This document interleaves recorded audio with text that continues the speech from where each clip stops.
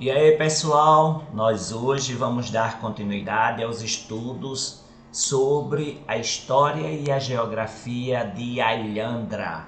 No primeiro vídeo eu falei sobre o brasão, a bandeira, o hino, que são símbolos municipais que estão na lei orgânica.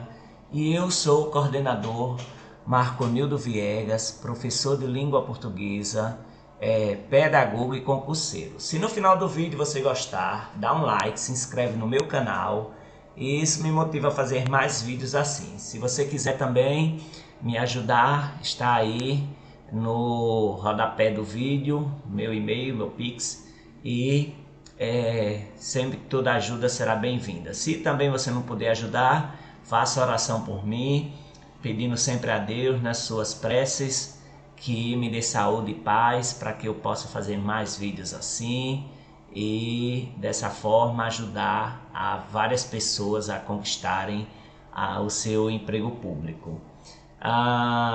Se também no dia da prova você acertar todas as questões, você vem aqui, volta e me dá um feedback, né, pessoal? Professor Marconildo Viegas, eu acertei todas as questões, eu vi seu vídeo. Isso me deixa muito feliz e motivado e sabendo que o meu objetivo está sendo alcançado. Então nós falamos sobre a bandeira, o brasão, certo? Essa bandeira tem três cores, tem círculo, tem a cruz e tem a seta, a flecha, né? E no brasão tem o ano de 1758 e 1959. Então foi falada sobre a letra no primeiro vídeo, a melodia, a interpretação, certo, do hino. Falamos sobre o site da Prefeitura de Alhandra, que não tem muita coisa, muita informação, mas tem outros sites que dão bastante informações, inclusive o do IBGE, que é o site oficial. Vimos também que a lei orgânica, ela diz que a bandeira, o brasão e o hino são representativos da cultura e da história do município de Alhandra, que o município foi criado em 24 de abril de 1959, a sua emancipação política. Tem os municípios limítrofes: João Pessoa, Santa Rita, Pedras de Fogo, e também o rio Taperobus. Vamos ver melhor nos outros slides. Vimos aqui pelo IBGE que o município de Alhandra foi ocupado por volta de 1700. A tribo dos índios era Arataguis, que está no hino. Esses índios, eles eram valentes, combatiam bastante com os tabajaras, ocupavam essa região, né?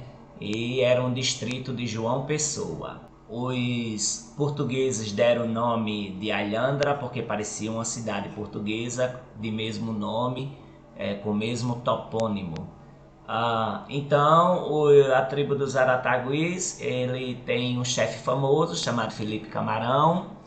Tinha bastante luta, né, nessas terras. Em 1749 Alhandra teve sua igreja construída, daí se transformando em sua matriz. Teve grande prosperidade essa povoação, tinha vários engenhos de açúcar, certo, que destinava essa produção à cidade de Goiânia. O gentílico é alhandrense. A formação administrativa já diz, né, que em 1911 que o distrito de Alhandra era pertencente a Paraíba, que era o antigo nome da cidade de João Pessoa. A lei estadual 700 diz que o município de Paraíba, né, passou a se chamar João Pessoa com a Revolução de 1930, a morte de João Pessoa em Recife, e no Café Glória, né, e tanto aquelas histórias, João Dantas, a história das cartas, etc. Aí em divisão administrativa de 1933, Alhandra ainda configura como distrito de João Pessoa. Em 1955 foi elevada à categoria de município no dia 24 de abril de 1959.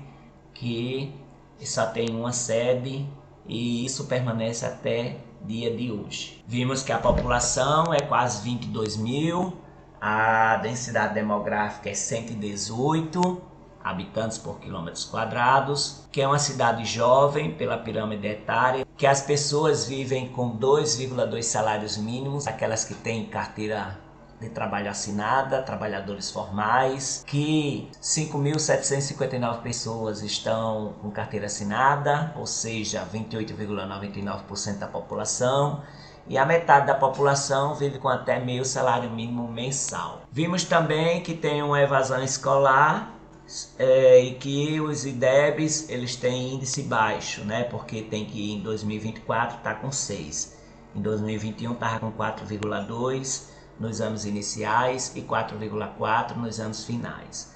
As matrículas do ensino fundamental são muitas, quase 4 mil, a do ensino médio 1.073, tem muitos professores no ensino fundamental, 277, tem também muitos professores no ensino médio, do 116.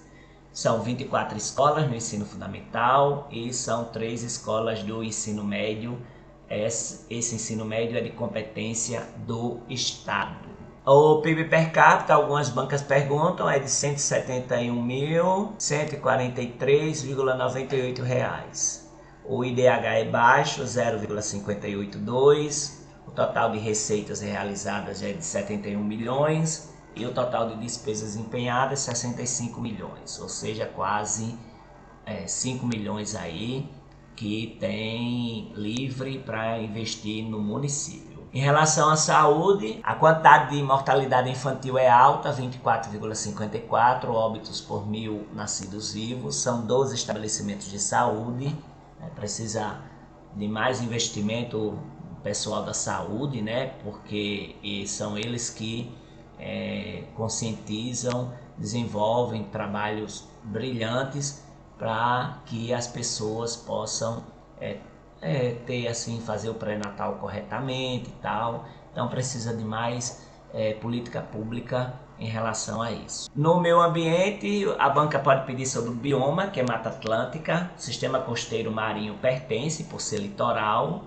o esgotamento sanitário e a urbanização de vias públicas é baixo, né, 9,3%. Das casas tem esgotamento sanitário, ou seja, quase não tem esgotamento sanitário na cidade. E a urbanização de vias públicas é muito baixa, certo? Não tem muitas ruas calçadas. Como também foi dito que a arborização de vias públicas é muito baixa, a cidade não muito, mas também não pouco arborizada. O território é de 183,974 km², é grande, né? Um município grande, só tem uma sede, o centro local, o arranjo populacional de João Pessoa, a região imediata e intermediária é de João Pessoa, está na mesorregião Mata Paraibana e a microrregião do Litoral Sul. Alhandra é um município brasileiro que está na região geográfica imediata de João Pessoa,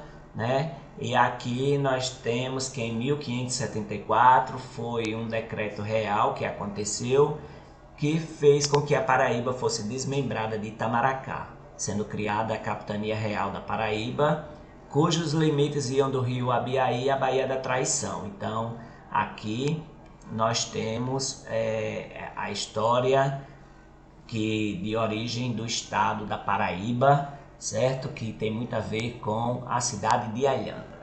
A conquista da Paraíba só foi consolidada em 1585, com a fundação da cidade de Nossa Senhora das Neves, a atual João Pessoa. Depois de 11 anos de expedições e inúmeras batalhas sangrentas entre os colonizadores e os nativos locais. Os potiguaras eram aliados dos franceses, não facilitaram em nada a ação dos colonizadores portugueses nessas terras. O ato considerado fundante da Paraíba foi uma aliança celebrada entre os portugueses e os índios tabajaras, cujos personagens conhecidos desse fato são João Tavares e o Piragibe. Como aconteceu em todo o Brasil, após a conquista definitiva das terras da Paraíba pelos portugueses, foram criadas as aldeias missionárias, a exemplo de Jacoca, que é o primeiro nome da cidade de Combe. e a dos Arataguis, que é a atual cidade de Alhandra. Nas missões, os índios ficavam sob os cuidados religiosos que, vestidos segundo os ideários cristãos, levavam os índios à prática dos bons costumes, ensinando a educação moral e religiosa. O índio era visto como aquilo a ser salvo, pois os consideravam como os pobrezinhos que não conheciam a verdade, era dever dos padres mostrar-lhes o caminho do céu. A mentalidade europeia e cristã da época não entendia e nem aceitava o diferente. Nesse sentido, a cultura indígena era vista como algo que precisava ser superado pelo ideário católico, tendo nos jesuítas os primeiros padres missionários a estarem na Paraíba. Segundo Wilson Seixas, um pesquisador, em 1979, ele diz que os padres jesuítas Simão Travasso, Jerônimos Machado e Baltazar Lopes fundaram residência na região, dando início às práticas que se ocupavam na catequese dos índios situadas nas aldeias tanto do litoral quanto do sertão. Com a chegada dos franciscanos, que eram a ordem da Igreja Católica, que é até hoje, que também passaram a se ocupar com os serviços de catequização das aldeias, vieram os conflitos. Os jesuítas acabaram sendo expulsos da capitania em 1593 pelo então governador da Paraíba, Feliciano Coelho de Carvalho, restando aos franciscanos todo o trabalho missionário da região. Após a expulsão dos jesuítas, cresceu muito na capitania a devoção e o número dos cristãos, impulsionados pela grande confiança que tinham os padres franciscanos, sobre os quais recaiu o peso de muitos serviços nas aldeias, tantos que passaram a ser considerados como os melhores auxiliares na conversão moral e religiosa entre os índios e moradores. Para Seixas, os franciscanos eram melhores na catequização indígena que os jesuítas. Inclusive, eles eram detentores do afeto dos nativos da região. Neste discurso ingênuo, até parece que não havia conflitos e nem resistência por parte dos índios, uma vez que por trás desse conflito entre jesuítas e franciscanos estava um interesse maior, o dos colonos pela mão de obra indígena, acabando por desencadear na escravização.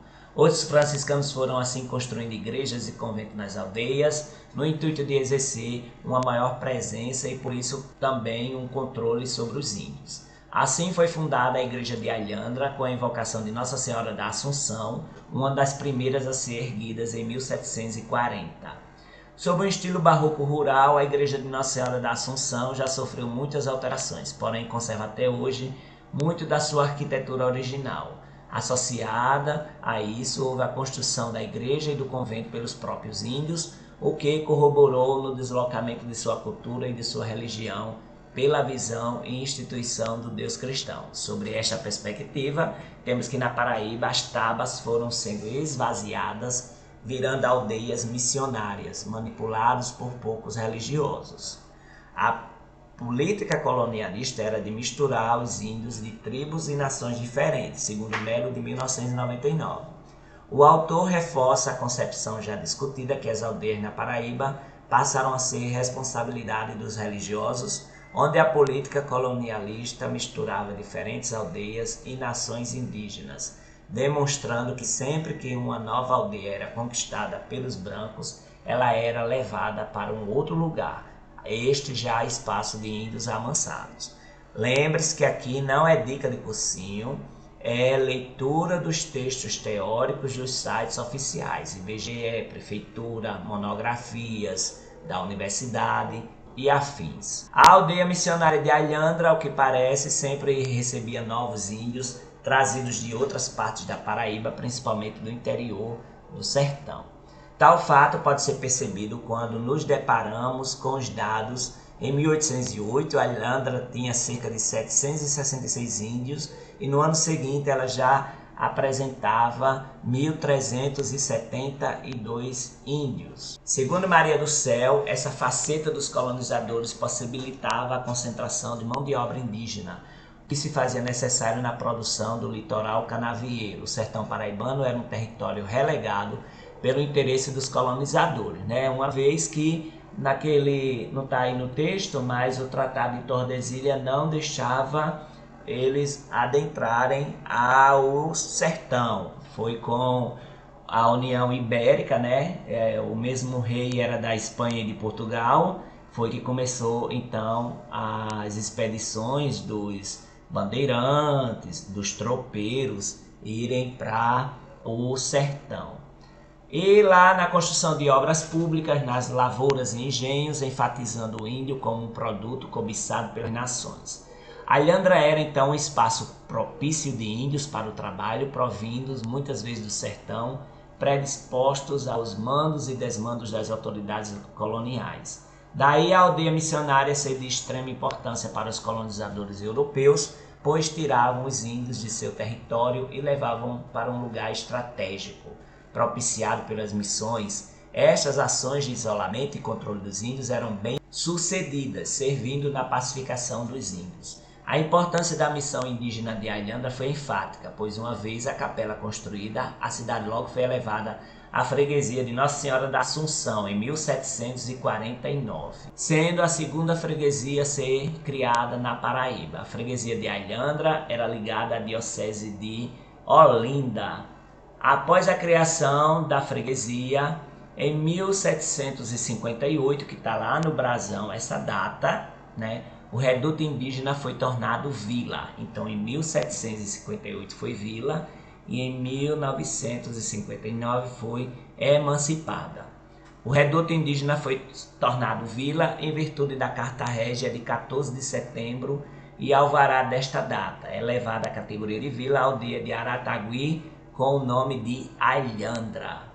Em 1758 se torna a primeira vila da Paraíba, sendo apenas instalada em 1765. Após Alhandra, seguiram mais 4 vilas, a de Pilar, 1758, a de São Miguel, da Baía da Traição, de 1762, a de Montemor da Preguiça, a atual Rio Tinto, em 1762, e a de Jacoca, que é o Conde, em 1768. Todas elas fundadas a partir de aldeias indígenas. Percebe-se que todas foram criadas em um curto espaço de tempo e todas, além de serem aldeias indígenas, ficavam também na faixa litorânea, o que nos demonstra um maior controle indígena. Na medida em que Alhandra deixa de ser uma simples aldeia missionária e passa a ser vila, ela deixa de ter apenas as autoridades religiosas e passa a ter um controle das autoridades civis. Nesse sentido, o índio deixa de obedecer ao padre e passa a obedecer ao capitão-mor e ao capitão dos índios e às demais autoridades civis locais. Alhandra não era, portanto, um lugar de grande expressão, era um pequeno lugarejo, consta que por volta de 1774 possuía cerca de 620 construções e 1.089 habitantes. Isso é mais do que a população de Jacoca, Conde, que no mesmo ano possuía 445 construções e 744 habitantes. Mas se comparada a Pombal, que foi elevada à vila depois, no mesmo ano de 1774, já tinha 2.451 construções e 5.422 habitantes. Contudo, a maior razão por ter sido Alhandra a primeira vila foi, por certo, os índios. Alhandra não surge vila assim, por sua grandeza, desenvolvimento ou por ser um povoado de relevante expressão, mas sim para atender a uma estratégia da política colonialista. Não é de se estranhar que Alhandra iria permanecer por mais de 200 anos na categoria de vila. E no ano de 1959, um grupo de moradores da vila de Alhandra, cansados de ser vila, dependente administrativamente da capital João Pessoa, antiga Paraíba, Nossa Senhora das Neves, começa a pensar que Alhandra deveria se tornar cidade. Inicia então a luta dos filhos de Alhandra pela emancipação política da vila. Todas essas informações podem cair lá no que a banca pedir, viu, na prova. Os senhores Valdemar Galdino Naziazeno, que é o nome da principal rua do bairro do Geisel, em João Pessoa, Adalberto Fulgêncio dos Santos, Roldão Guedes, Manuel Torres Filhos, Teófilo Calixto, José Guedes Francisco Barbosa e outros lutaram incansavelmente para a sonhada emancipação. E ela aconteceu no dia 24 de abril de 1959, essa emancipação política muito importante para a cidade, e o município foi instalado em 8 de maio do mesmo ano, ficando desmembrado de João Pessoa e aí se tornando o município de Alhandra. Alhandra, como já foi dito no vídeo, é um nome referente a um topônimo da cidade de Portugal. Nós vemos aqui que o clima Ele tem uma pluviosidade métrica de 538,4 milímetros, uma temperatura média anual de 25,1 graus Celsius. O mês que mais chove aqui, você observa que começa a aumentar no mês de fevereiro, e o mês que mais chove é junho, e vai diminuindo, e o mês que menos chove é outubro, certo? Sendo então uma cidade com bastante chuva, né? Bastante água. O clima é tropical, certo? E se cair essas informações, só é procurar nos sites oficiais. No site Paraíba Criativa tem mais informações, né? Os limites geográficos: ao norte Conde de Santa Rita, a sul Caporã, a leste Pitimbu, a oeste Pedras de Fogo, né? Então esses são os limites geográficos municipais, que está um pouco diferente lá da lei orgânica, mas ele fala bastante de rios e tal, certo? A distância da capital até a cidade, da cidade até a capital, é 32 quilômetros. Algumas bancas estão pedindo isso agora, viu? A emancipação política, 24 de abril de 1959. O acesso pode ser pela BR-101 e a PB 057. Figuração geomorfológica: os solos dessa unidade geoambiental são representados pelos latossolos e podisólicos nos topos das chapadas e topos residuais, pelos podisólicos com fregipan, podisólicos plínticos e podisóis nas pequenas depressões nos tabuleiros, pelos podisólicos concrecionários em áreas dissecadas em costas e gleissossolos e solos aluviais nas áreas de várzeas. A altitude, né, em relação ao nível do mar, é de 50 a 100 metros. A vegetação, ela é floresta subperennífera com parte de floresta subcaducífera e cerrado floresta. A hidrografia: as bacias hidrográficas dos rios Gramames e Abiaí. O clima é tropical chuvoso. A economia da cidade se baseia na agricultura. A história do município é a mesma que tem lá no site do IBGE. Os eventos turísticos da cidade: Carnaval, festas juninas, emancipação política, vaquejadas, desfile de 7 de setembro e festa da padroeira. O site da FAMUP diz que a mesorregião é a Mata Paraibana, a microrregião Litoral Sul. Os limites tem Pedras de Fogo, Caporã, Pitimbu, Conde e Santa Rita. Certo? A emancipação política, 24 de 4 de 1959. A mesma história que está aqui no site da FAMUP, ela está também no site do IBGE. A temperatura média anual é uma oscilação entre 25 e 26 graus. A vegetação existente no local é a vegetação pioneira, campos e mata de restinga, manguezais e mata úmida. A padroeira é Nossa Senhora da Assunção. São 11 vereadores na cidade, e aqui nós temos o site da Câmara Municipal de Alhandra e seus respectivos vereadores. Este é o site da Câmara Municipal de Alhandra, tem as informações, né? Tem a questão da lei orgânica aqui, e basta então pesquisar, que tem muita coisa boa também. Porém, quando a gente vai pesquisar sobre a história, no Google aparece que a Câmara Municipal de Alhandra tem a história da cidade, mas quando a gente é direcionado para a página, dá um erro, página não encontrada. Então, a Câmara Municipal de Alhandra deve observar isso aí para que possamos pesquisar com mais afinco a história da cidade, né? Que é importante. O G1 Paraíba, né, traz sempre informações do censo das cidades, né? O censo 2022, divulgado pelo IBGE.